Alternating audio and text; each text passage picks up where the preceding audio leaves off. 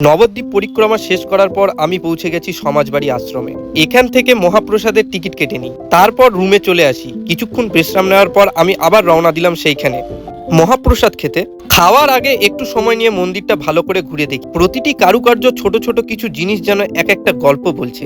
এরপর যখন মহাপ্রসাদ পরিবেশন করা হয়, তখনই আমার দেখা হয়ে যায় এক অসাধারণ ব্যক্তির সঙ্গে। তার ছবি তুলিনি, কোনো ভিডিও করিনি, শুধু আমাদের কথোপকথনটাই আমার কাছে সবচেয়ে বড় স্মৃতি হয়ে গেছে।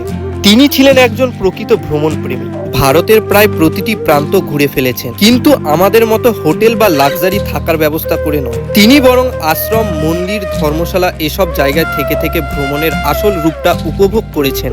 আমি তার চিন্তা ভাবনায় সত্যি মুগ্ধ হলাম। তখন আমি আমার মনের সেই কথাটা বললাম, আমি নিজেও একদিন এভাবে ভারতবর্ষ ঘুরতে চাই, নতুন অভিজ্ঞতা নিতে চাই, নিজের গল্প তৈরি করতে চাই। কিন্তু